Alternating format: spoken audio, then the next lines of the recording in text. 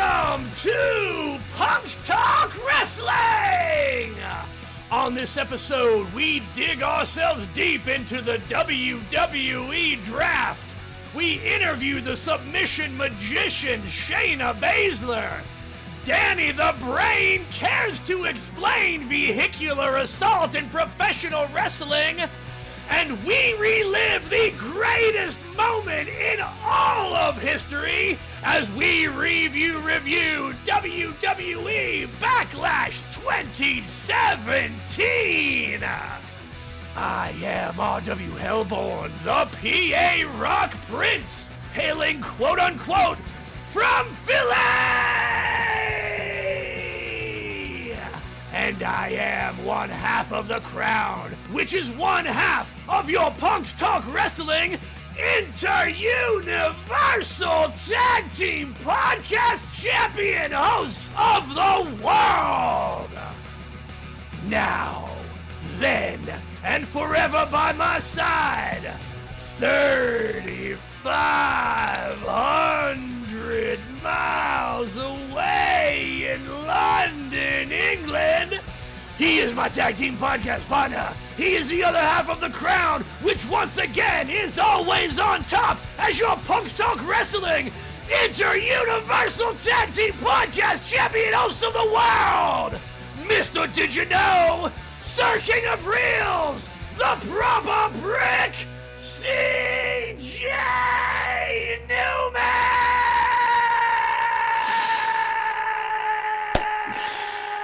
Oh boy. Is it still going? I don't know. I can't hear. I can't hear. I don't know. Did you know that in 1999, ECW signed a national television deal for the first time ever with TNN? They'd been on pay-per-view for a couple of years since 1997, but they signed a TV deal with TNN. And but not long after that, they also signed a deal. TNN also signed a deal with the WWF to air Monday Night Raw because they went from USA to TNN, if you remember. That did happen momentarily. I remember the logo switch too. Yeah. They used to have the TNN logo up on the Titantron as well. Yeah. But when they had signed Monday Night Raw, WWE or WWF at the time, just after ECW. TNN just didn't advertise WWE. TNN didn't advertise ECW whatsoever. They never made a single advert, never told people when it was on TV. They just didn't promote it whatsoever. Why? Why did they? I think it's just because there's no. I've doesn't seem to be a reason. I don't know if it's because of, well, when they went to TNN, they did tone down their programming a little bit. It wasn't as hardcore as they used to be. But I think it's just because they were like, oh, new toy. We've got a cooler toy. It's called WWF Monday Night Raw. Yeah. And they just cared less for ECW and just therefore they didn't care for it. And they just failed to advertise that they even aired ECW on their programming. Yeah, because I don't think I knew that at all. Yeah. I certainly never watched ECW on TNN. Yeah. So yeah, I did not know that. Yeah, and TNN is also the same network which they changed their name to Spike, who obviously aired TNA for quite a long time as well. So that network has a lot of history with wrestling. I don't know what they're known as now, or if they're still called Spike, but I don't know if is Spike TV still a thing. If it is, I certainly haven't watched it. Yeah, I have no idea. Showing results, Spike TV. Oh yeah, they're still around. TNN relaunched as Spike TV, which targeted younger. Paramount and Spike TV. Yep, it's still a thing. Oh no, till 2018. Oh, nope, it's not a thing. It's just, Paramount Plus. Paramount Networks killed it. Bought out, bought out their That's interesting. library. Well, they've had... So, that I guess you could say that you never know. Paramount could always take on a wrestling company to stream on Paramount. You never know. But yeah. Okay. That's what did you know for the day. All right. I didn't know it. Well, now you do. That's the whole point. It's kind of the point. Knowing things, I guess, is the whole point of anything. I mean, the whole point of existence is to learn new things, right? Yeah. Learn and grow and expand. Expand your mind with wrestling facts. Yeah. Expand your reality with wrestling related things. Like this podcast that you're listening to right now. Thanks. Well, how's about we talk about the WWE Draft?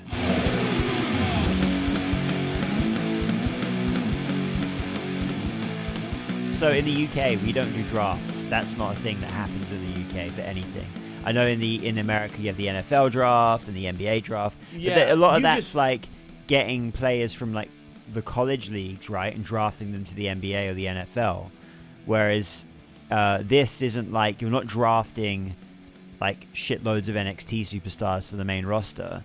You're just shuffling up the mix. So there's different feuds on different shows. And like, sure, like, was there a lot of changes this year? Not really, but there doesn't need to be. And like, but the thing is, there are really good call-ups as well. And I mean, let's just get into that now. We had Ilya Dragunov. We had who else did we have? Lyra Valkyria, Kiana James as well. And Lyra Valkyria was one of the superstars we were lucky enough to interview. That's right, yeah. WWE as well. So are we playing that this week, or are we doing? No, they're doing Shayna Baszler's today. Oh, that's right. We're doing that's right. We're doing the viral one. Yeah. We'll get to that later. We'll get to that. We had Apollo Crews was redrafted back up to the main roster. Baron Corbin was drafted back up to the main roster. Mm-hmm. Blair Davenport was drafted up. So we had a lot of people drafted from NXT. Actually, a lot more than usual, to be fair, I think. By the way, 100% called that Braun Breaker draft. Yes, you did. Yeah. It is. That's a perfect example. It's meant to highlight these characters, these people, to these new audiences. Exactly. Who still don't necessarily know. Yeah. And I saw someone on Threads who was like, "Who's Blair Davenport?" And I just responded, "Well, you're going to find out. You're about to find out. You're about to find out. That's part of the point." I think it's kind of cool. Like, these guys, Blair Davenport and Kiana James, they wouldn't be drafting them up to the main roster if the management didn't think, hey, there's something to these guys. I think they're TV ready now. They don't need more time in NXT. They don't need to, to perfect anything. They reckon if they think they're ready, they're ready. And the good thing is, as we've seen, if they're not, they can just go back to NXT. It's not a big deal. Yeah, and exactly, totally that's not a big deal. Yeah. Your main event NXT talent is mid-card Raw and SmackDown ready. Yeah. Is really what they've been working on. Yeah. I mean, and they're blowing it out of the park. I don't think there's no worry. There's no worry that NXT is going to get stripped of their talent. I'm doing the air quotes here, because there's so much fucking talent there that they haven't even been able to tap into because there's been so much talent there. Yeah. Carmelo coming up is great for SmackDown. I didn't even mention Carmelo Hayes. Let's talk about it. Let's talk about that. The stepping up to Cody Rhodes, and some people, that's another hot button for some people. Some people don't like non-title matches. I mean, I found that out, and that's just a thing that some people don't like. Yeah, I guess it's just, for me, it's just something that wrestling's been doing for forever. It's just a non-title match. And at the end of the day, I did see a few people complaining about the fact that Ricochet, that Carmelo Hayes lost in his first match. It was like, yeah, but he had a match against. It doesn't matter. He was in the main event of SmackDown against the hottest commodity in professional wrestling right now. Yeah, all eyes are on Cody Rhodes. But guess what? If all eyes are on Cody Rhodes, the people that face him, all eyes are on them too. Did you not see the closing shot? Did you not see the angle? Yeah. Did you not see every piece of this puzzle is they are setting up the interaction itself was Cena angle from Ruthless Aggression. Yeah. They're setting Carmelo Hayes up not for right now. If they had Carmelo Hayes beat Cody Rhodes, that would fucking ruin everything. It would ruin Cody's credibility as champion. It would destroy everything about it. Losing to the undisputed WWE heavyweight champion is not a bad thing on your first day at the job. No, it really isn't. It like, for people that don't get it, I'm trying to help you get it. Yeah. Here's a question. I don't think I've ever asked you this. Like, what's your favorite show? I would have said SmackDown up until WrestleMania, because SmackDown is where our tribal chief Roman Reigns is. Right, yeah. And, you know, as much as I knew all along and knew Cody Rhodes was going to beat him, you know, since day one and called it, unequivocally. Sure. I gotta say, I'm turning on Cody. I'm going to leave him on SmackDown. I got to say, Raw right now is my favorite show. Yeah. And see, now I was gonna say a really long time to get there.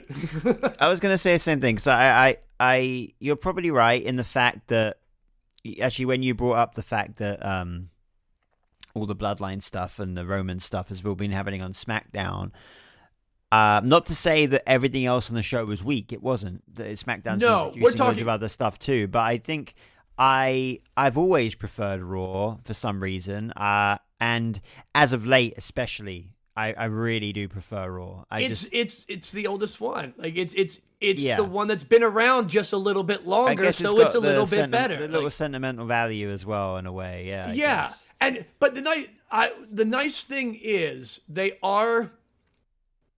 they're working at refining the differences between the programs now. Yeah. Even with the crossover and the bleed of characters and storylines sometimes. Yeah. I'm making these little wavy things. See, this is why we probably should start doing video, because nobody can see the weird hand gestures, facial expressions that maybe in the future we're thinking about it. We are thinking about it,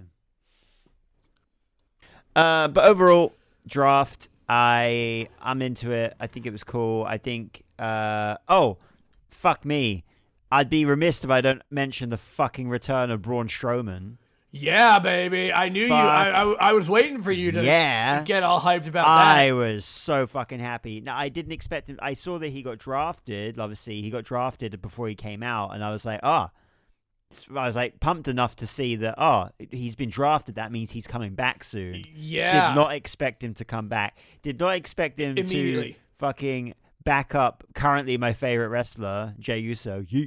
Yeah. And I fucking loved it. Great segment. And did you see JD McDonough's head on Instagram after he got hit with those 3 fucking rings?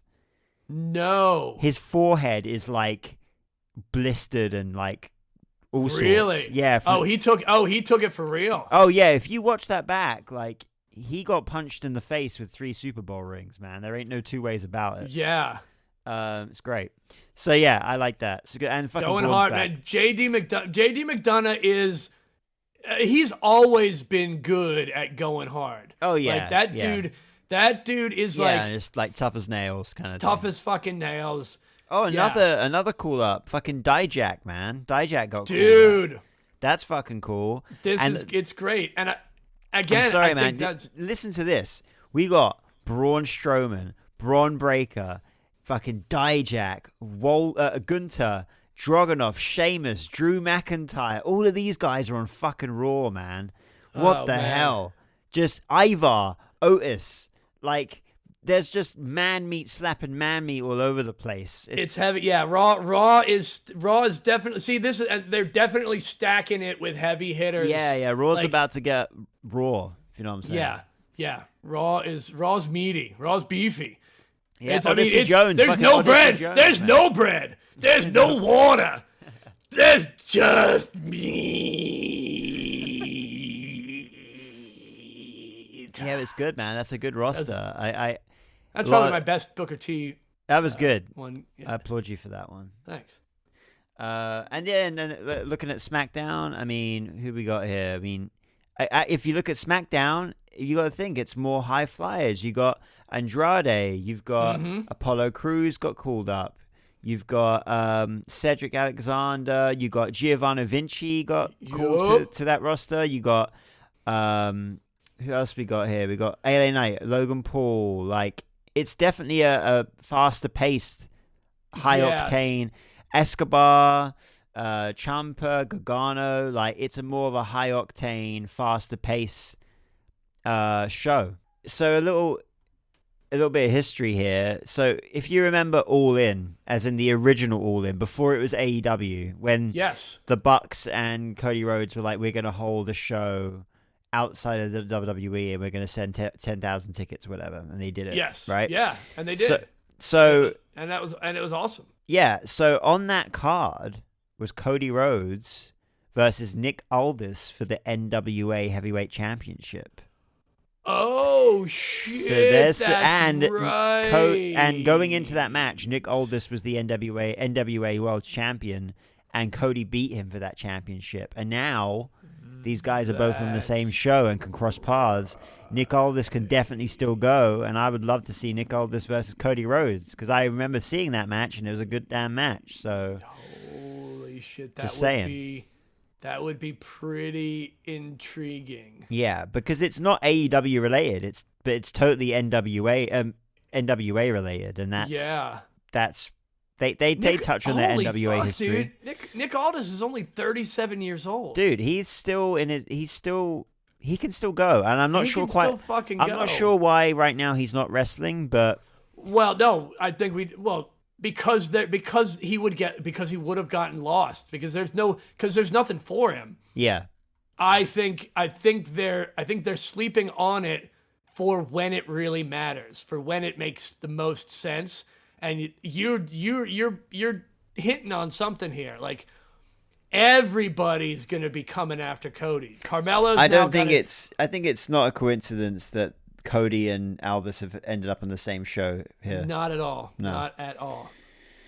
And another also, once again, I don't know that we mentioned it. I don't know if we mentioned it last week, but we'll mention it again this week just to make sure. We fucking called it when we said champions would be exempt from the draft. Yeah, we did. We literally called it. We said that. And another thing as well is that we obviously spoke about the 2019 draft where they had like the people sitting in the war rooms and stuff. Yeah, man. I saw the reel that you just posted. Yeah, but we spoke about that last week and said that they should bring that back this year but tone it down a bit, and that's exactly what happened. That's exactly what happened. Dude, thank you. Thanks, Triple H. Thanks, Trips. Yeah. Thanks for bugging our call. Thanks for giving us what we want. Yeah. Thanks for giving me what I want. Give me what I want. Two more really, really quick notes I want to make. That was a little forced. I'll do better next time. One is right now, Raw has every single UK champion that there ever was in Pete Dunne, Tyler Bate, Gunther, and Ilya Dragunov are all on Raw now. They're all the former UK champions. How about that? Yeah. How about that? So that's pretty interesting. And something completely not WWE related, which I wanted to just touch on before we went into our review for today, unless you have something else. I randomly came across something early this week on YouTube that I was like, oh, let me have a look. And I ended up watching the whole thing. So Reality of Wrestling is a wrestling company, I believe, is run and owned by Booker T. Okay. And they had their Last Stand Rumble. It's a Royal Rumble match. It's a 30-man Royal Rumble match, but theirs is called the Last Stand Rumble. And it was really fucking fun. Like, it's actually a Royal Rumble match. Like, yeah, so people come out in regular intervals and things like that. Oh, okay. And it's just called the Last Stand Rumble. And it was really cool. There, obviously, I didn't know practically everyone in that match, but it was really cool to see who's out there and who's, all these young new people that are in wrestling right now. But a few interesting entrants. One was the Boogeyman was in it. Oh shit! Yeah. The other one was Maven. Maven was in this match. Yeah. Also, Maven has a podcast or so. He's got a YouTube show. It's a YouTube show, channel, and he's seen a bit of a resurgence over the last year. It's man, great. he's looking good. He's smiling all through it, man. Another entrant was I think what's his actual Zilla Fatu, which is Umaga's son, was in this match. How many kids does Umaga have? I think he's only got one. Oh, okay. Yeah. But Zilla Fatu was in it, and he looked great. He looked fucking great. Oh, maybe I'm thinking of Rikishi. You're thinking of Rikishi. Rikishi's got like 4 kids. Yeah. But yeah, Zilla Fatu, because he's got both Usos. Yeah, both Usos, Solo and Jacob. No, Tamatanka's. No, Tama is Haku's son. Man, I need this is why you need that bloodline like family tree to keep all this shit straight. I can't keep it all straight. But yeah, Zilla Fatu is in this match. Change that to my background image. That was pretty fun, cool. And last but not least, you might not know this name. His name's Javier Bernal. No, sounds French. I'm not sure where he's from, but he's a fucking NXT superstar.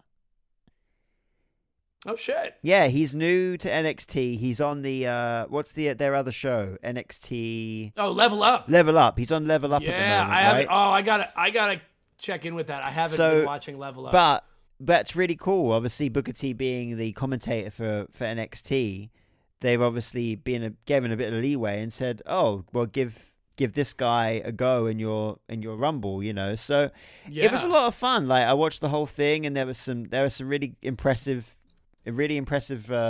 guys in there. So I recommend just giving it a watch. It was quite fun. Well, that's fucking cool. I'll check that out. So just thought I'd throw that in. Is it anything else before we move on to Backlash?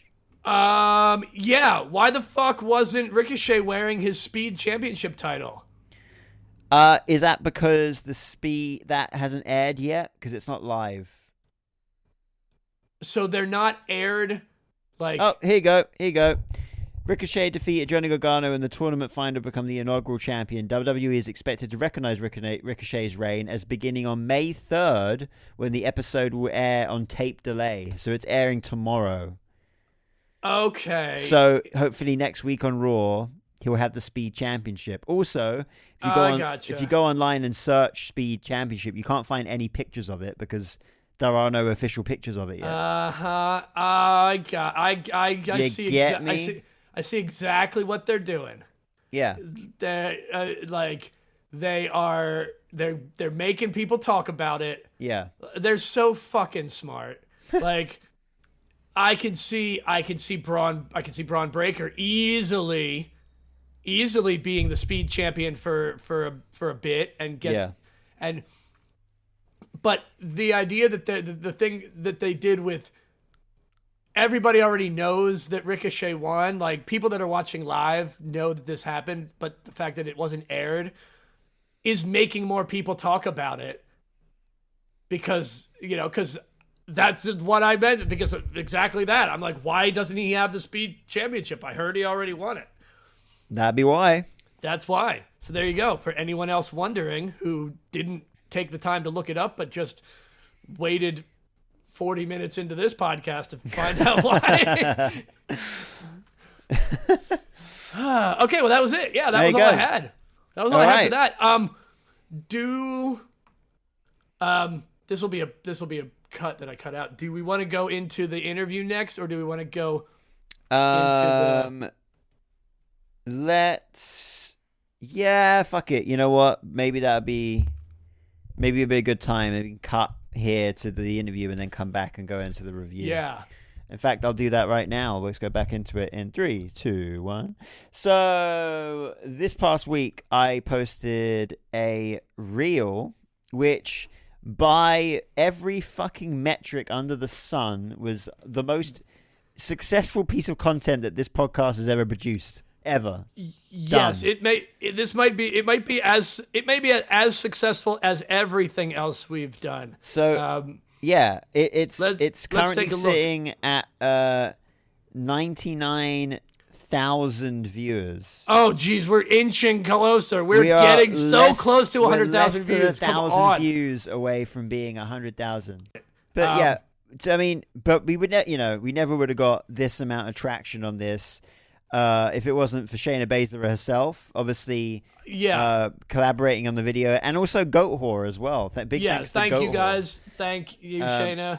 Thank you. Thanks again, Al and 2K Games for getting us these interviews. Getting the access in the first place. I mean, and big thanks to a massive 84 followers that we gained in the last 5 days. That's phenomenal. That's the biggest growth spike. Yeah, the biggest and fastest spike of growth in followers we've had. I'm hoping that a lot of those people are listening right now. So welcome to the podcast. I hope you're enjoying it. We're here every week. We have been now for well over half a year, and we will continue to be so. Those are some English words in some order. I thanked Al and 2K Games. Yes, 2K, the WWE 2K24, the highest rated franchise history game. DLC Pack 1, the ECW Punk Pack is out May 15th. May 15th. Yeah. I want to get that. I actually really am looking forward to that. I was playing 2K yesterday, actually, so... I gotta play it some more. We've got some more entrances to make. Did you see? I saw 2K posted an entrance of Andre the Giant doing Rhea's entrance. Yeah, I saw that. Andre the Giant doing Rhea Ripley's entrance. It was Andre. Yeah. Andre the Giant. Yeah, like Andre 3000. Andre 3000. Yes. Yeah. Okay. Andre. Exactly. So it had 4,383 likes and counting, 216 saves, and 152 comments. Yeah, that save count is remarkable. Like, I feel like that metric, the save count, is like... Yeah, that's low-key a really important metric because... Yeah, I think that's like, you didn't just like this video, you fucking love this shit. You literally love it enough that you want to look back at it again when you've forgotten about it. Like, exactly. So all of those, specifically shouting out to the 216 saves, that was awesome. And shout out to the people that thought you were Darby Allin, too. Yeah, man, I mean, that was not the first time that's happened. That's so funny. Yeah, but shout out to Darby Allin. Hey, you need a new theme song. So let me know. Let us know. The Crown is ready and willing to write any wrestler out there or anybody. You don't even have to be a professional wrestler. You want a theme? You want a theme song? We'll write you a theme song. That's totally a service we can provide. We should. I was thinking of new Patreon tiers. That would be fucking brilliant, dude. We can make a Patreon tier where we will write you your own theme song. Yeah, that'd probably be the highest tier. That'd have to be a high tier. That would be like well, we could offer it as a digital. I think you can offer digital products. Yeah. Music. So there you go. That's going to be a thing. That's going to be a thing. I think. That's a good idea. That's going to be a thing. Anyway, so thank you to everyone. Thank you and welcome to any new followers that are listening this week. That's amazing. Welcome to Punks Talk Wrestling. We're punks and we talk about wrestling. That's right. And without further ado, here is our interview from WrestleMania weekend, just gone, with the Queen of Spades, the submission magician, Shayna Baszler.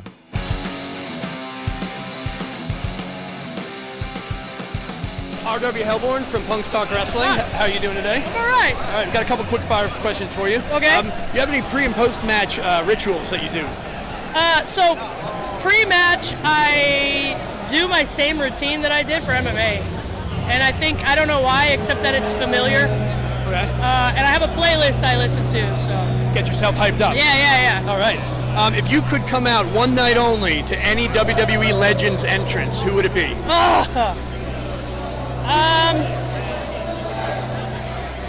Man, I don't know. I think Triple H's game theme. I came out to one of my MMA fights to that theme. Really? Yeah, so maybe that one. Since we're in Philly, cheesesteaks or cheesecakes? Steaks. I'm a savory person. All right. What's the first album that you remember buying as a kid?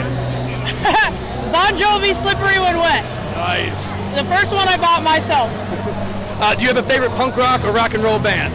I have like a kind of a rotation. I'm more of like a metalhead.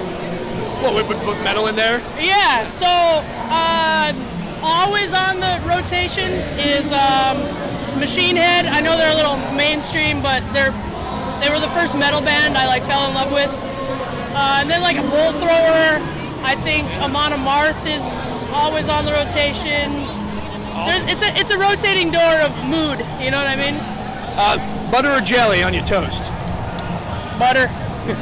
Have you ever recreated a real-life match in WWE 2K? Yeah, well, I mean, they have the mode now, right? Where you go and you play, what's it called? I forget, I'm having a brain fart. It's the career mode, or? Yeah, like, they have the mode where you go play the legendary matches. Yeah. And then it, like, melds into the video clip, so that's pretty cool. That is pretty rad. If you could add one song to the 2K24 playlist, what would that be? Maybe like any song or someone's entrance. Any song, yeah. I think so. When I was on the Indies, I came out to like a heavy metal version of God of Thunder by Kiss. Nice. I'd love to have that as an entrance again. All right. Have you ever attempted to eat an entire Savage Slim Jim in one sitting? Yes. Were you successful? Yeah. I assume so. I don't remember. But who hasn't tried that and played games, right? Right. Socks to bed, yes or no? No. Can't do it. I'm a hot sleeper. And last one. If you have any indie music, any indie band that you think everybody should check out, someone under the radar. Goat Whore. Can I say that? Can I even say that? You can say it to us. Okay. Yeah, Goat Whore is a good one. Awesome. Thank you very much. That's what we got. Thank you. And that was it. That was it, man. Yeah. She was lovely. She was genuinely just a lovely gem of a person. human being. Yeah, like she's intimidating by sure. She is. And I apologize because I was supposed to ask you. This is. I'm apologizing directly to Shayna because Al told you that I was going to ask you some Warhammer 40K questions, and I totally did not because we ran out of time, to be honest. Well, we ran it. Yeah, we were taking up. We were taking up a lot of time. But, we were very good at maximizing all of our minutes with everyone we spent with. Yeah, we really did. I'm proud of ourselves. We're really. I mean, 3 minute. We had like 3 minute time limits. We were like the 3 minute warning of the press junket. We're the 3MB. We're the 2-man 3MB. Well, with Danny the Brain Bauman, special counsel Danny the Brain Bauman, we're kind of like 3MB. We are the 3MB of professional wrestling podcasts as well. Would you look at that? Shit, I gotta work Danny the Brain into the intro. Do we have a Danny the Brain Care to Explain? We do have a Danny the Brain Care to Explain bit this week. Holy shit! Yeah, let's do that one real quick too. What was that? I don't know. You'll have to tell me because I don't know. It was about the vehicular assault rules of WWE. There was a post. So this is a Threads thing. We shared a post. Where was it? It was It was before our. Dude, I love the Jinder Mahal like daily Maharaja motivational posts. Oh, they're great. These are fucking great. Oh shit, my headphones must fell off. Oh, Big Bad Brody. Oh, it was Brody King. Okay. Right. So Brody King, Big Bad Brody King had posted, I was driving the bus that hit Darby Allin. Shouldn't have been standing there. So it was we shared that, I said professional wrestling is the only sport where dudes can just be out here publicly admitting to vehicular manslaughter, and it's fine because them's just the rules of professional wrestling. That's right. Danny the Brain, Care to Explain.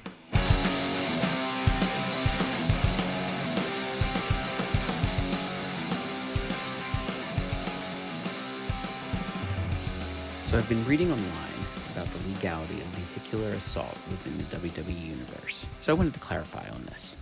But to do so, we're going to need to take a trip back in time. The summer of 1989 was a very complex legal landscape for the WWF.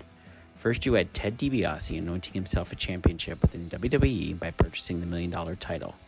Then you had the legality of the King of the Ring, where Jim Duggan defeated King Haku, only to lose his kingship to Randy Savage, all within 1989. WWE President Jack Tunney, a man of true law and order, wanted to get his federation under control, and doing so passed a number of new controversial laws within the WWE. Under these new laws, a wrestler could not be arrested for any acts committed on WWE television unless he was apprehended by said WWE Chief of Police, the Big Boss Man. With WWE also having shows in Canada, this led to a Canadian Mountie also being needed down the line. However, this is where it gets really important. The Big Boss Man was going back and forth between WWE, WCW, and it was during these times, it was open season on crime, with no man legally allowed to detain a talent. This led to many instances where superstars were committing egregious acts of criminality, such as vehicular assault. There have been many challenges to this ruling that was scribed by Tunney, but based on the fact that Mr. Tunney himself was Canadian, and this is now being transcribed into U.S. law, no court will agree to take up the case. And then there it was. There you go. Tell us what you think about those bits, because we love them. Yeah, look at us with all our fucking segments lately. I know, dude. We've got we're like professionals. This is becoming it's like a Lego. It's like a random Lego house of a podcast. Like, we're just stacking another piece on here. Yeah, we're just like, we need a conservatory. Just put it on there. Yeah. A what? A conservatory. Oh, wow, that's not a thing you have, is it? A conservatory? Especially not pronounced that way. You probably call it a conservatory. We would call it a conservatory. Yeah. But also... What's a conservatory to you? Like something that preserves things. To conserve something. To conserve something, yeah. Like this is a seed conservatory. We're saving a sample of all these seeds. Hold on, a conservatory. I might be using it all wrong. America could be using it all wrong. I mean, America's doing a lot of things. Oh no, well, a conservatory. Yeah, it's still spelled the same way. You know when you get like out the back of a house, like a big kind of like glass room, I guess. Oh yeah, like a sunroom. Yeah, they're called conservatories or conservatories in the UK. Okay. Yeah, don't know why. Well, there you go. There's another installment of random British slang. It's not slang. It's just words. Slang is just all British words. All British words are English slang. I've also Googled the word conservatory, and now I'm seeing how expensive a fucking conservatory is. Jesus Christ. Yeah. Fuck that. Anyway. How's about we talk about Backlash 2017? How's about we do, huh?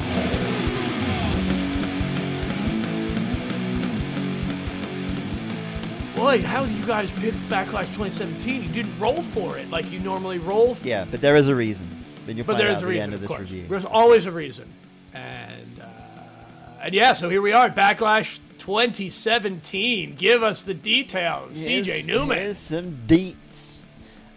From Rosemont, Illinois, the Allstate Arena. Obviously, I feel like we've done a lot of reviews from this arena. Not even, just kind of by accident. On the 21st of May, 2017. And we had an attendance of 9,800. Now, before we go into this, and you give us our on-screen personnel, look at this for perspective here. Now, this kind of shows you the shape of which the WWE was in 2017, because the attendance for this show at the Allstate Arena, one of wrestling's most famous arenas, was 9,800 people. They just held Survivor Series at the Allstate Arena last year, the end of last year, and it had 17,138 people in attendance, which is way more. And not only that, they held Raw in the Allstate Arena only 2 months ago, and that had an attendance of 15,000 people, which was the highest attended Raw in an arena of all time. That's a Raw. So that kind of shows you how far and in what shape the WWE was in back in 2017. It seems like for the time, though, Backlash was, that attendance was pretty standard. I mean, the year before, 2016, the attendance was only 7,000. Oh, Jesus Christ. Yeah, there even the previous, and then there was a big gap. It was a gap until 2009. There was 11,000. So like Backlash, I think Backlash hasn't had as long of a history, and it's also had a lot of gaps. I guess it is like a B-tier pay-per-view. So, but then I guess if you look at this, I mean, Backlash last year had just under 18,000 people, and they've obviously, that was in Puerto Rico, and now they're doing Backlash in France, and they've sold out that arena of like 15 to 16,000 people there. So, and isn't that fucking genius? They're using the lower tiered. I would say Backlash traditionally was probably a C tier. Yeah. Oh yeah. Yeah. But they're using them as vehicles to bring PLEs to different countries. Yeah, exactly. And that ensures that they're going to have a bigger selling crowd too. Yeah, for sure. Because those people don't get, it's a big deal for them. Like, you don't have WrestleMania there yet. You're not going to have WrestleMania in France yet. Maybe ever.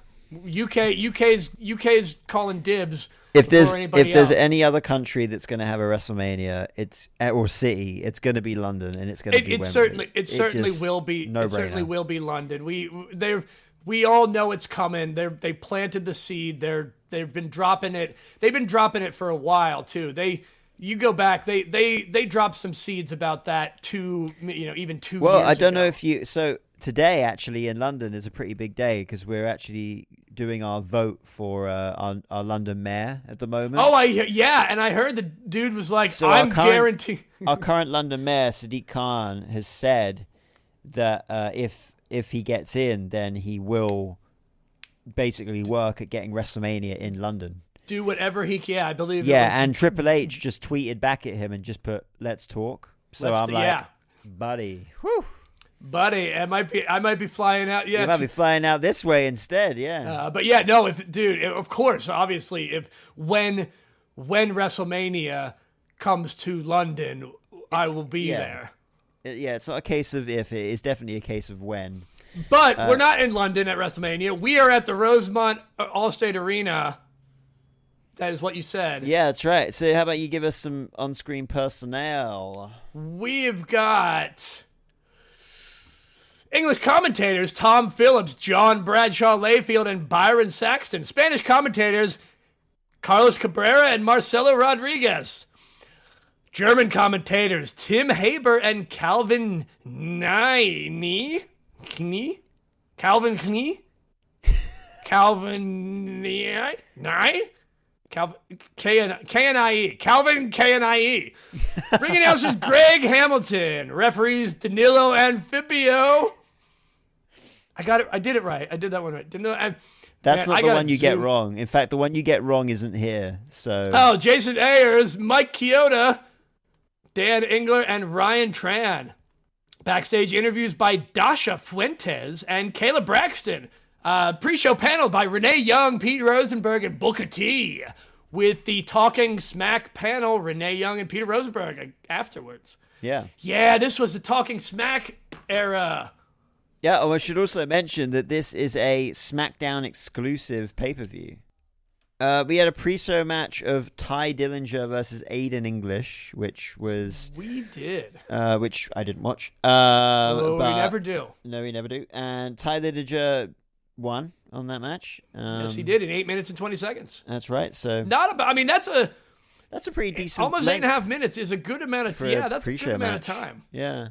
But first match, fuck. You know what? What a card. We'll get to each match, but really decent fucking card here, man. There were some really good matches. Well, let's just go from match to match. Let's just start from the top here. We got Shinsuke Nakamura versus Dolph Ziggler in a fucking one hell of a match. This is not too long after Shinsuke Nakamura made his debut on the main roster as well. because he debuted just after WrestleMania, which would have been in April. So this was his first pay. I guess this is his pay-per-view. Yeah, debut. this would be his pay-per-view debut against. He's on Dolph the fucking Ziggler. poster.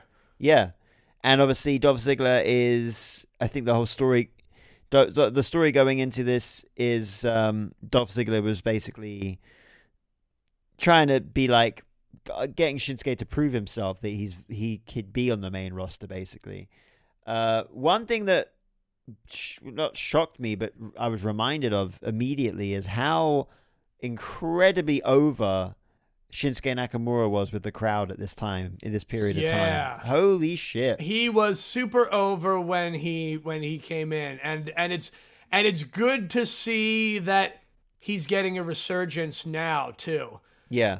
I mean, dude, but they gave him 15 minutes and 50 seconds for that match. Yeah. That match was longer than the main event by 5 seconds. Yeah, but it's like they gave that match a lot of time. And it was a stellar match. It was just, I mean, what do you expect? Shinsuke Nakamura won. Yeah, between two people like Nakamura and Ziggler, you're like, what do you expect? So yeah, fucking great match.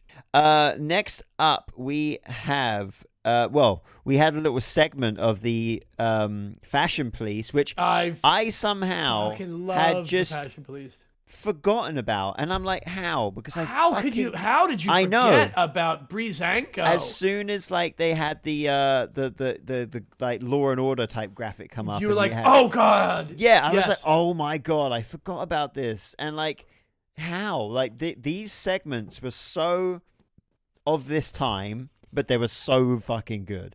They were so funny. This was well before, this is well before Bray Wyatt and all those other things. So this is like you had the same thought just now that I did. Like, in a way, it's like this weird comedy version of The Fiend and Bray Wyatt. It's like, in a sense, it's like we have our own little universe.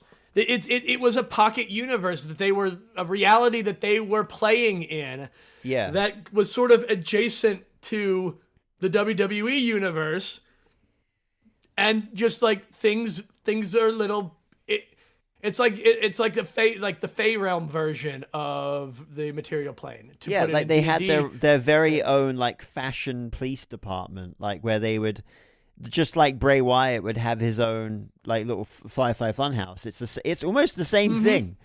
This is wild. I feel like I'm making an incredible revelation right now. This is amazing. When you take away from it the pieces of it that, it's not. Of course, the Fashion Police was nothing like the Firefly Funhouse. No, we're not saying that at all. in visuals or anything, but at the core of the it, premise, what they're doing, the premise is they're taking you out of the wrestling world and into their own little world.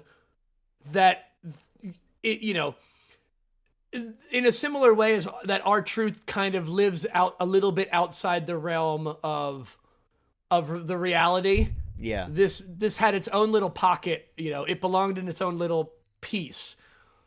And I loved it. I loved it for it. I loved it so much, man.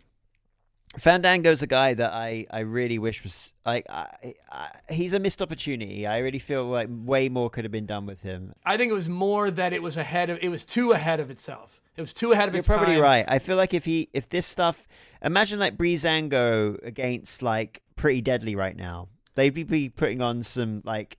Oh, I mean, having the Fashion Police coming out to interrupt Seth Rollins. Yeah, can you imagine that? You know what I mean? Yeah, they're ahead of their time. Time. There's so many things you could do. Bring back Breezango. # bring back Breezango. Yeah, we're gonna make that. I'm on that. Put train. that down. Yeah. But yeah, second match of the night for the SmackDown Tag Team Championships, we had the Usos versus Breezango in a fucking great match. It was so good. like the whole Jesus, the outfits, the mop, the old lady. Jeez, it was so good. Everything about it, like yeah, it was pure goofy wrestling. I loved it. Yeah, it was like comedy wrestling can be hokey. It really can be. But this was this was like great character work, and the Usos really played into it well, because this is when the Usos had like had their character change into like something a bit more serious. So they were like, this was the Uso Penitentiary era. A bit more of a Uso. gangster kind of like Usos. They were they were gritty. They were more gritty. Than, and like they were going up against, something that's completely opposite to what they were. So they really played into that, and it was so cool to see Jimmy and Jay like all the 7 years ago. It's always good to see Jimmy and Jay together again. Oh yeah, but like they, just seeing how far and how different they are, how far they've come from this point. Oh God, yeah. I mean, it's wild.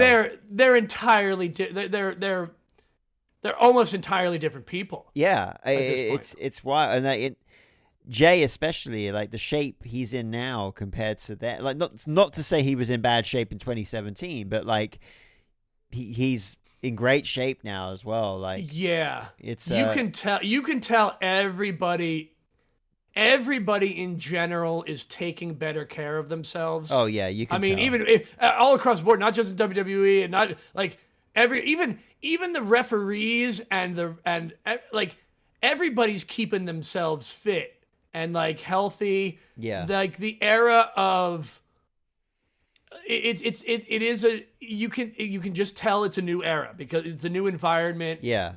As a whole, people are, the longevity of people's careers are increasing. Everything about, but 9 minutes. Well, and in 9 minutes and 15 seconds, the Usos retained their tag team championship. That's right, and a fun match. Their SmackDown championship, which I think was this was maybe their fifth. Who knows? Fourth, fifth. One of many. One of many. Next up, we had Sami Zayn versus Baron Corbin in a singles match. In a singles match, just Sami Zayn versus Baron Corbin in a 14-minute and 35-second singles match. Yeah, and this match was, it was cool to see Baron Corbin. Like, well, this is like a really green, brand new Baron Corbin if you think about it at the time. He hadn't been on the main roster for all that long. Baron Corbin with hair, mind you. Yeah. Also, a shout out, but not a good shout out. A thumbs down shout out to whomever initially made the Backlash Wikipedia page. Shout out to Wikipedia, support Wikipedia. But this is what they said about this match. Afterwards, Sami Zayn faced Baron Corbin. In the end, Zayn performed a haluva kick on Corbin to win the match.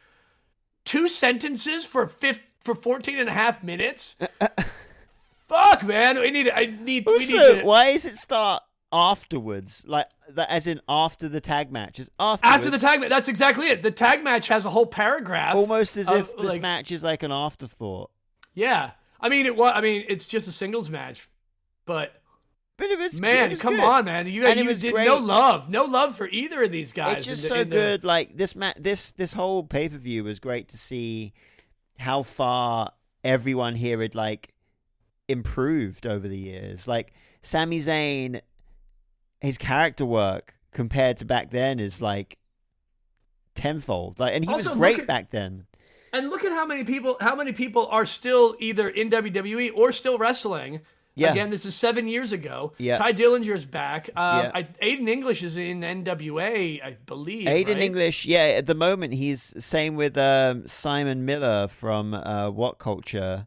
Wait, what? Simon Miller? Simon Miller from What Culture? Yeah. Yeah. So there is they are in. I'll find out the name of the show, but there is a Broadway style show. Oh, they're doing that. Yes, holy shit. Yeah, I heard about this thing. Aiden English is also in that too. That's of course. Why wouldn't he be? Yeah, why He's got wouldn't he be? Angelic voice. Yeah. So yeah, I'll find out the name later. Why am I not in this? That's a good point. Why the fuck aren't you in this? Sort that out. I gotta call him up and be like, yo, why am I not in this? Yeah, you got them on speed dial. You can do that. Who says speed dial? What the fuck is this? 1997? Like, no, it's 2017. All right, sorry. And real quick, like Baron Corbin is back on the main roster again. So it'd be cool to see where Baron Corbin... Wolf Dogs are no longer together. Braun's on Raw, Baron's on SmackDown. So yeah, we'll see what I think happens there. I think it's smart. Because... But I really, really want to see a Baron Corbin face run now on the main roster. I think he deserves it, and I think he can pull it off. The face version of Drew McIntyre. That's right. Yes, the face version. That's of what Drew Baron McIntyre. Corbin can be right now, because he'll probably come out on SmackDown. There'll be a lot of people that aren't familiar with it as NXT work, and they'll boo him. All you got to do is throw him out there with a heel, and then have him verbally destroy the heel, and then all you got to do is and then all you got to do is ring the bell. And then all you got to do is ring the bell, and Baron Corbin. And Corbin has been. You can check the transcripts. You can go back to the Comedians of Wrestling. Shout out to Comedians of Wrestling, and you can see our love for Baron Corbin goes way back, like from before when he was still in NXT. Yeah. One of the things I remember that NXT video they did on the WWE Network when I could still get the WWE Network. There was a really good documentary when during the NXT Black and Gold Breaking Ground era.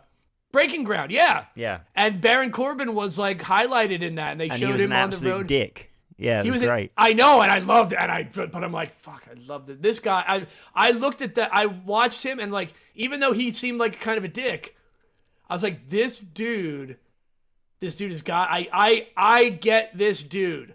I get this dude. He's one of my guys.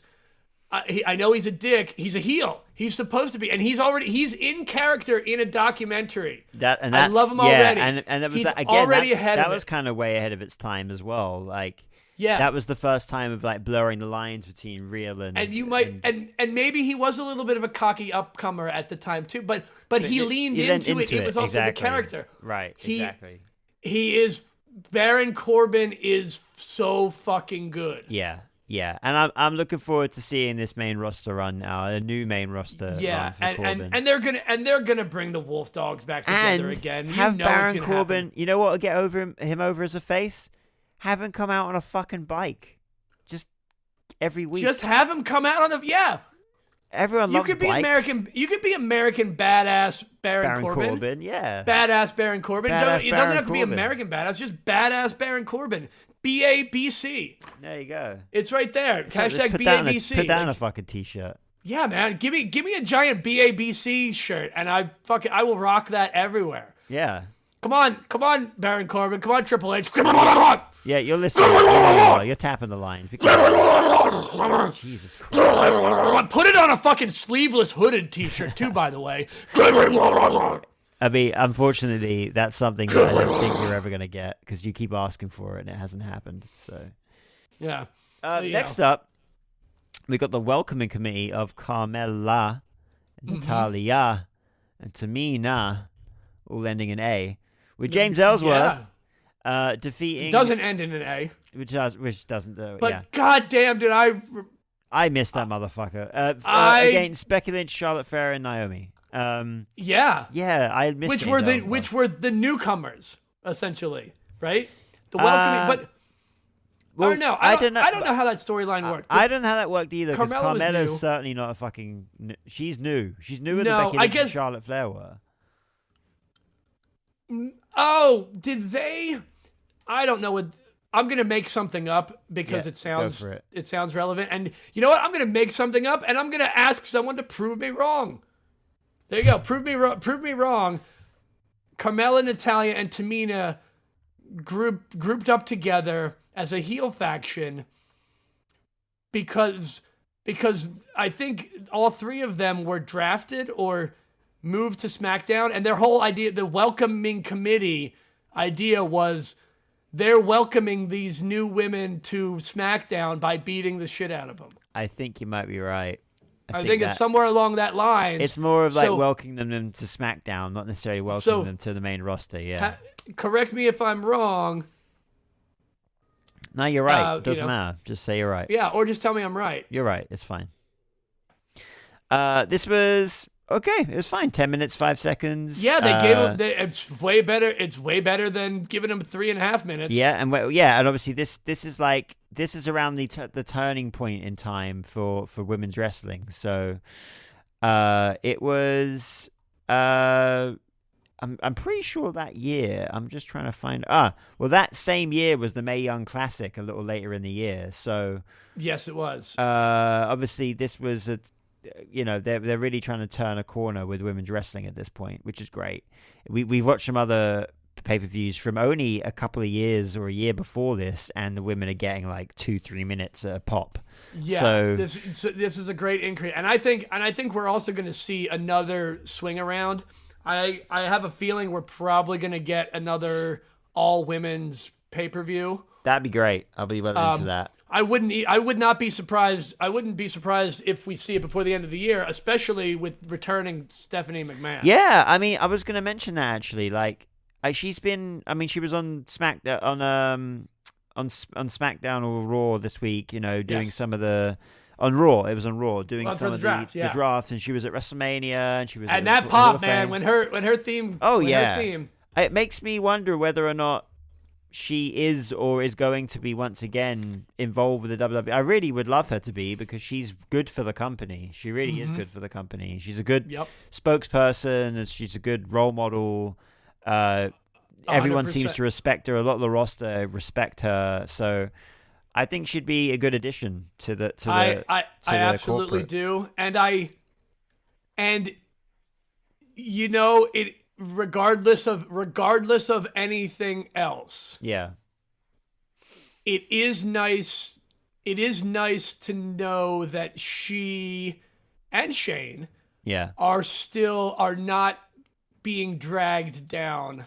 Yeah, and there's no reason for them to be, because they were not involved, and I'm pretty sure that they completely disagree with everything that happened. You know what? If you think about it, out of all the people on this planet, they're the two people that are probably the most disgusted out of everyone. If you think about it, probably, yeah, probably. And again, this is we're not going to go into that on anything. We're not going to talk about That's other people. It's nice to see. It's good to see her back. Yeah, it's just good to see her back. I missed Stephanie McMahon. I missed her smile. I missed her energy. Yeah. And it's great to see her. Yeah. Shout out to Stephanie McMahon. Hell yeah. Next up, we have Kevin Owens versus AJ Styles for the United States Championship. At the time, we had Kevin Owens, the new face of America. Yeah. In the corporate Kevin. Yeah. In a sense. What was one of the most short-lived gimmicks? Like, his gimmick's always been the same. This is like the only time they deviated away from his Kevin Owens gimmick. I say the Kevin Owens gimmick because it's just him. The I'm a fight the fight Owens fight gimmick. Yeah, it's pretty much it's I fight. Yeah, but this was the first time and the only time they deviated away with this new face of America, and this gimmick lasted about, I don't know, what felt like a month. And then I think they just realized this doesn't work. Let's just Kevin Owens works as Kevin Owens. Just let him be Kevin Owens. I think it was a necessary. I would look at it as more of a necessary timeout from Kevin Owens just being the Kevin Owens fight. I just think Owens fight maybe it wasn't. It wasn't like it didn't work. It was more of a. It was just like I think it was a try it and see how it worked. Yeah, and it was just like, okay, look, he works better as just Kevin Owens. And the best thing about this gimmick that I loved every single week that he came out is that on the big massive screen on the stage on the floor was his face. Yeah. But whenever the camera was on the ramp, it made his face look kind of distorted and weird, and he had like this massive jaw. Yeah, and it looks so stupid. I love another time. Well, this was still in the time. This was during the time period where they were still getting a lot of the new graphics. They were testing a lot of things out. Yeah, and not everything was working, and sometimes the graphics just didn't quite work because they didn't plan it out. They didn't plan it out for how the angles would actually look. Yeah, I think that's why they don't have screens on the floor anymore. I guess. Think about it. They didn't even have screens on the floor at WrestleMania. Yeah, you're right. I've been so used to, well, what are they going to do when Jinder Mahal comes back? They're going to have to they'll change it back. They'll change it back when he comes back. For what? So they can do his entrance. You can't do Jinder Mahal's entrance without the red carpet unrolling down. Why don't you just get a real red carpet? Would that be better? But those graphics were so fucking cool, man. They really were. When the whole thing lit up and it spiraled out, like fuck, man, I love that entrance. We'll get to it later. We'll get to it. Not as cool as Kevin Owens' massive distorted head, though. Also, not as funny. During his entrance, he comes out and he walks around his head. He doesn't walk over his own face. He walks around his face. He won't step on his own face. That's yeah. I mean, that's a good bit of like. That's very Kevin Owens of Kevin Owens to be doing that. This match, he's still Kevin Owens. He's still very Kevin Owens. Yeah. This was probably my favorite match of the night, I reckon. Even though I wasn't a fan of the end. I didn't countouts in title matches at pay-per-views as well. I think because we didn't have the build-up, I think we would have liked that more. I mean, I didn't have a problem with it. I don't have a problem with it. It's not I didn't have a problem with it. But it was just like I kind of wish I don't know, because if I'm looking at the next pay-per-view, that was a Raw one anyway. It was a storyline win because of it was a way for Kevin Owens to retain the title without actually beating AJ Styles. You know, that's that's the only other than a disqualification. Yeah. And they don't do it often. One thing I will say, but real quick, just kind of since we're talking about, I don't know, a 2017 pay-per-view. Yeah, it was also 21 minutes and 10 seconds. That's a lot of fucking time. Match of the night. It was a great match. The longest match of the night was for the United States Championship, yeah. Someone actually did a side-by-side of a Sami Zayn entrance. I can't remember from when, but during Kevin Dunn's... It was Sami Zayn. It was Sami Zayn's entrance from his match against Roman Reigns in Montreal. Yeah, and it was a side-by-side edit of that and his recent entrance on Raw in Montreal. And I think by the time Sami Zayn had got to the ring, they had cut the camera angle about 30 times, whereas with this new producer, they'd cut the camera angle about 4 times. Yeah, they've been doing They've been doing. That's another one of the things that is so nuanced. Yeah. Longer angles, longer cuts. It's not so much cut, angle, boom, boom. Yeah. They're not, because those angles, those constant cuts, oftentimes, honestly, I think they were covering up more than they were showing. If you would notice, the way they would do it is every time, just before, say there's a move, just before someone's back's about to hit the mat, they change angle. Yeah, so it kind of like covers it up, but you don't need to. It looks good anyway. You know what it was? That was the jarring effect. That was it.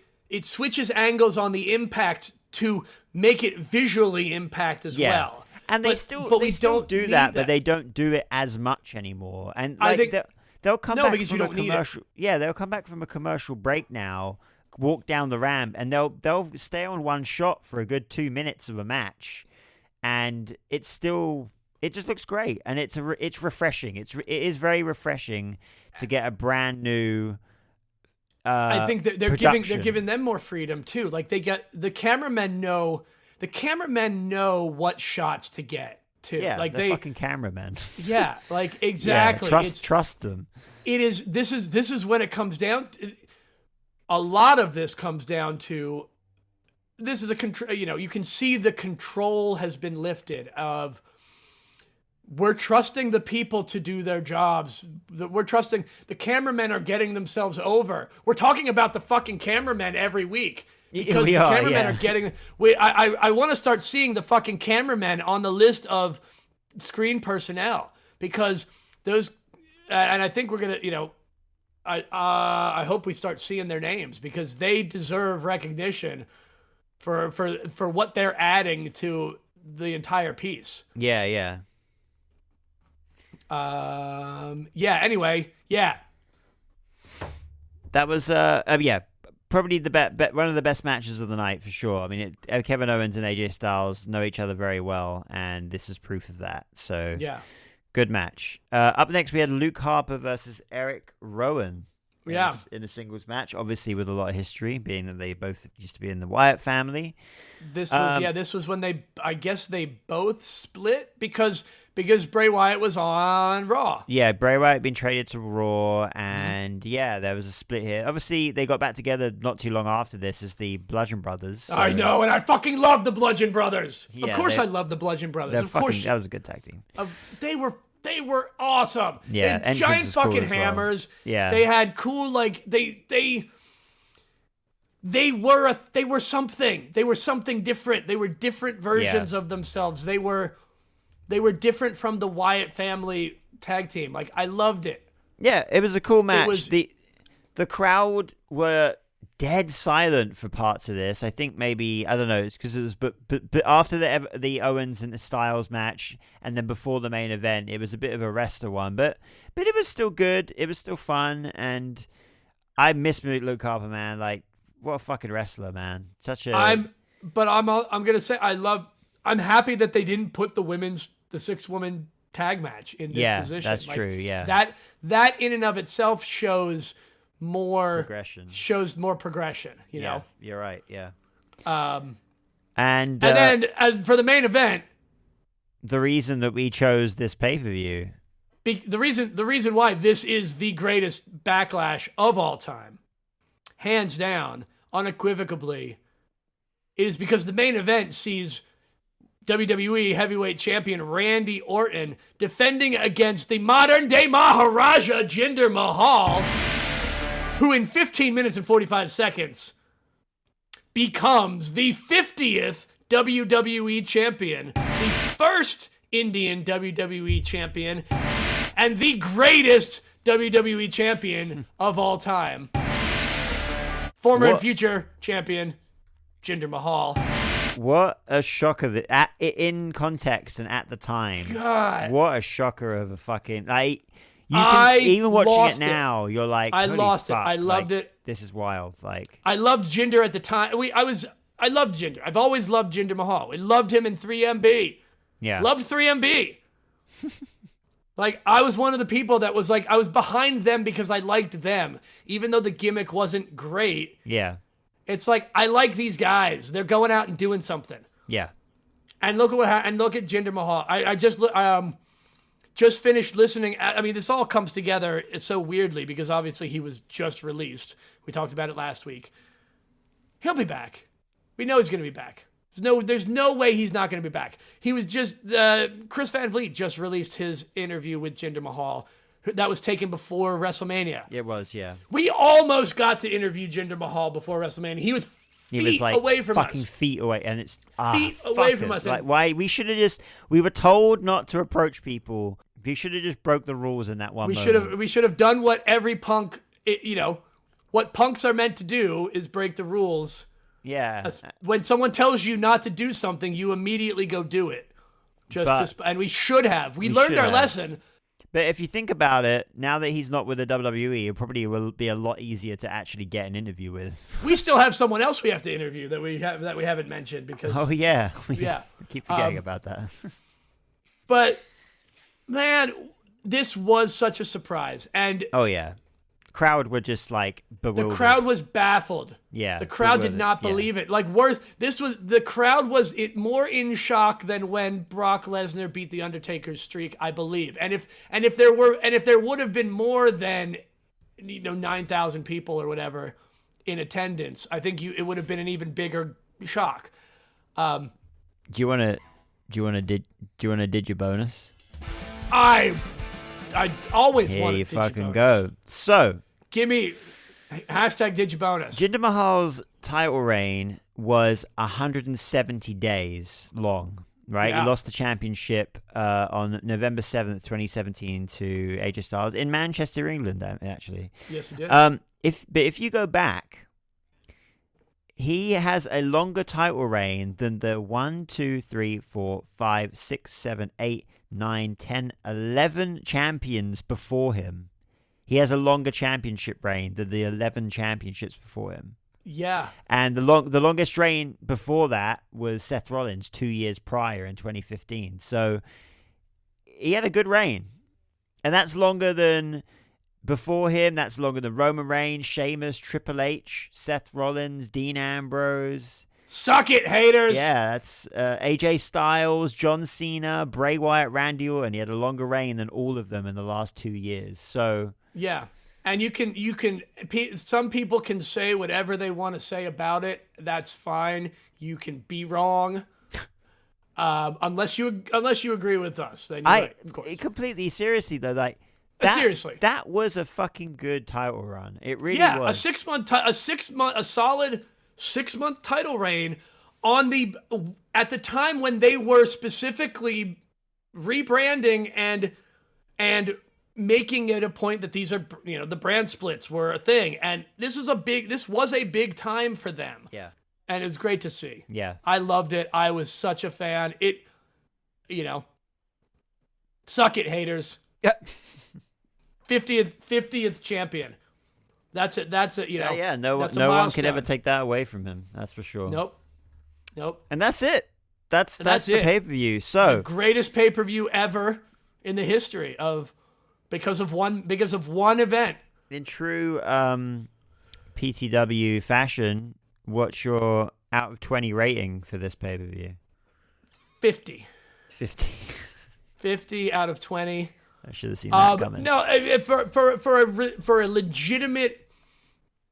legitimate non-biased ranking, I would give this Backlash a 17. Honestly, the matches it might have been a low tier. It might have been lower tier. It's as far as the historical Backlashes, but as it goes, for what it far exceeded what Backlashes normally would be considered. Yeah, I'd agree. When it comes to all of the matches, everything had a pretty good story to it. Yeah. Everybody got time. This is everybody got time. This almost 8.5 minutes for a pre-show match was the shortest match. Yeah, everyone got really good time. Yeah, I'd probably agree with the 17 as well, to be honest with you. Yeah, it was solid 17. Yeah, I totally agree with that. All right, well there you go. I think it is. Yeah, that's it. That's Punk Talk Wrestling. My review. Punk Talk Wrestling gives it a 17. Jinder Mahal leaves Backlash as your WWE champion. That's right. Greatest day ever. Greatest day. And and I guess if we didn't explain it, that's what I don't know if we actually did or not. But the reason we chose this pay-per-view is because this podcast is eternally and forever will be dedicated to the modern day Maharaja, Jinder Mahal. I'm getting emotional thinking about his return already. Like what he's gonna do for the next year or two, and then when he comes back. God, I can't wait. I cannot wait to see what happens. Yeah, I'd be very as I said, I think we've said like I'd love to see him in like the NWA or something. I think it would be a really good fit. Oh God, I'm not lying. Like I will watch if he wherever he goes. I'll actually watch it. Yeah, I will actually watch it. But yeah, there it is. That's a review Backlash 2017. 2017 gets a 17 out of 20. Look at that. It's right there in the year. It was right there all along. It was there all along.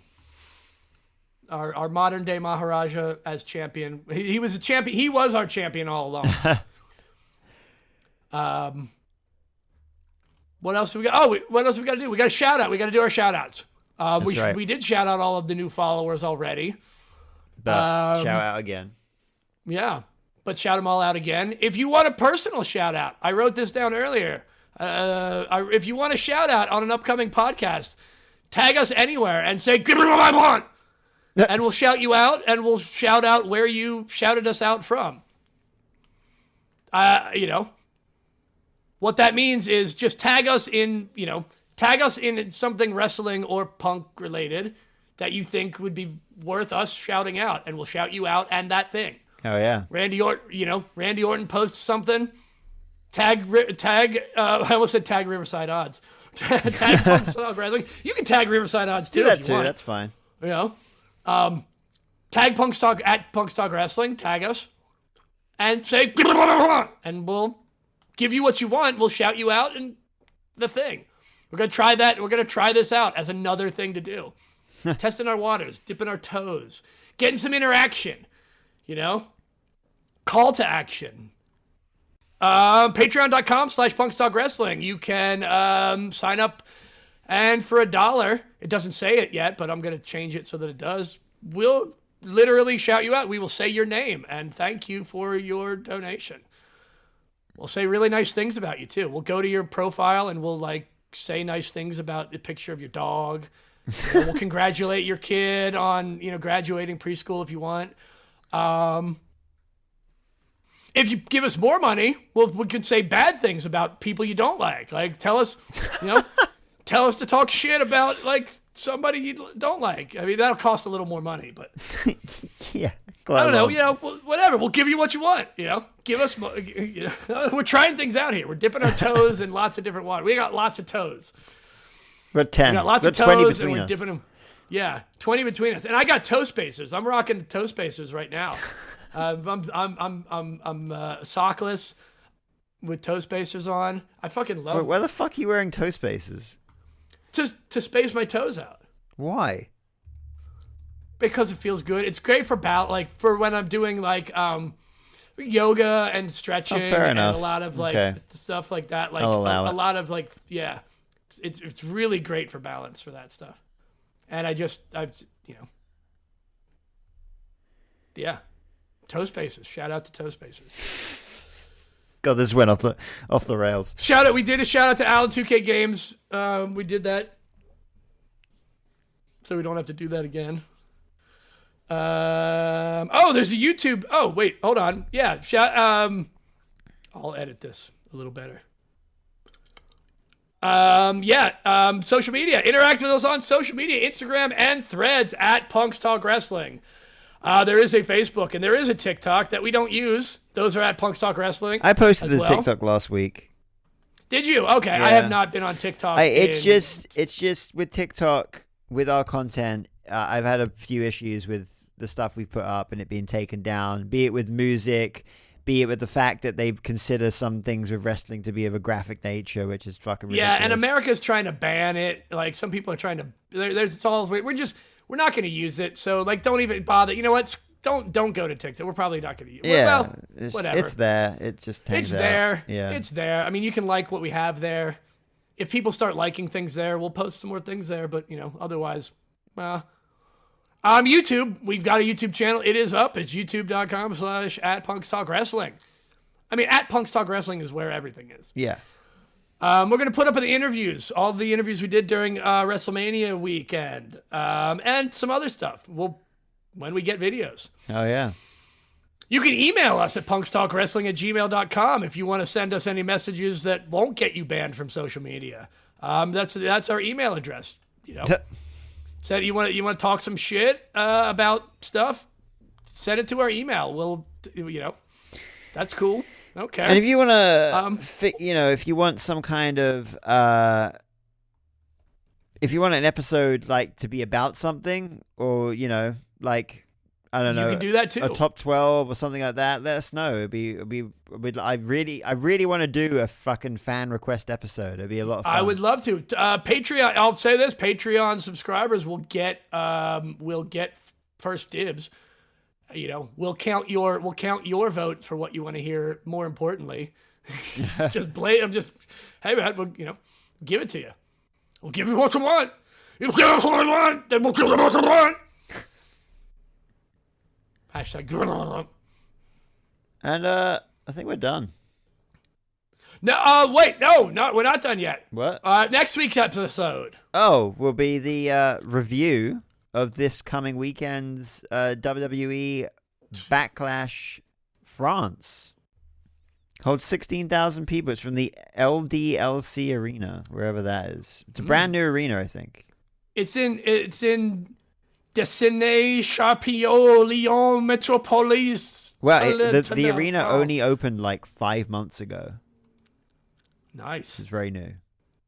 Well, shout out to all of the French fans who are going to get a great Backlash. I'll be watching it live in the afternoon. I will likely be watching it the day after. All right. And other than that, the inaugural Punks Talk Wrestling Superior Intellect in All Things Professional Wrestling and Phil Collins Championship match between the proper prick CJ Newman and the anonymous podcast critic will still not be happening as the MBDA is still in effect. But there may be more. But we may be able to tell you more about that. We promised you that we would tell you more about it this week, and what we told you is that it's still not happening. So we technically didn't lie. Yeah. Yeah. It's the most up-to-date information that we have. But it will. That's all. You know what? If I've got anything to do with it, it will happen. Not my. It'll happen. It'll fucking happen. Oh, it'll happen. It'll happen. Ugh. See, I want to say things, but I can't because of this stupid. You can't. MBDA is still. Yeah. Just because of this stupid WNBA. Yeah. So I'm just I don't not know. going to say. We'll figure it anything. out. Yeah. The more we don't talk about it, the better. So I guess that's it. I guess that is Right. it. I guess we just finish right.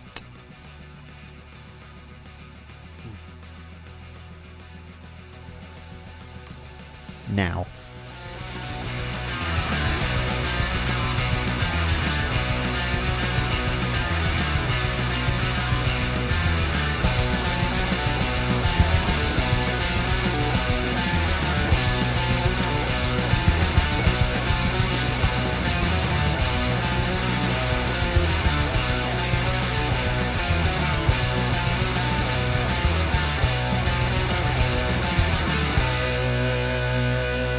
I will say I miss the cruiserweight title. I miss those.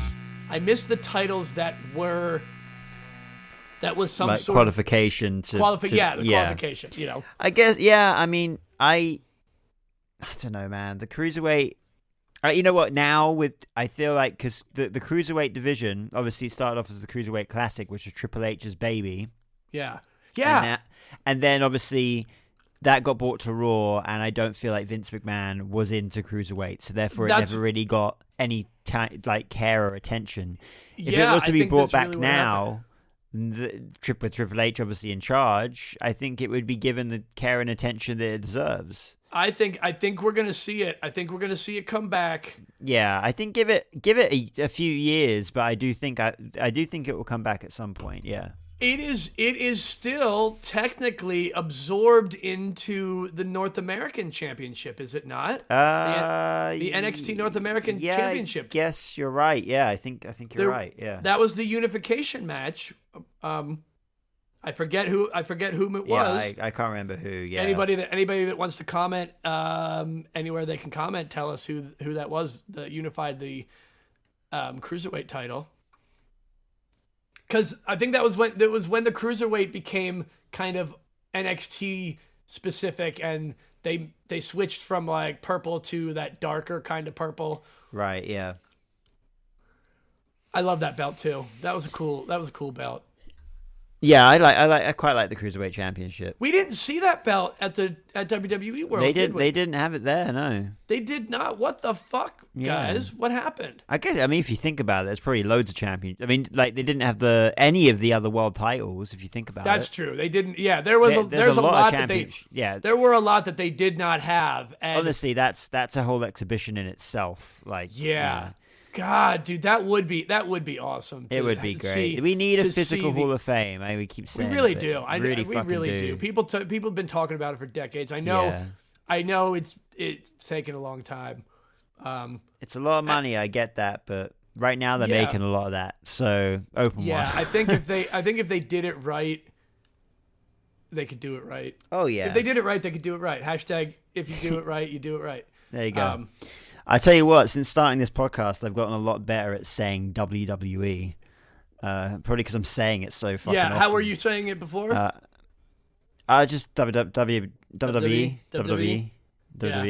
Yeah.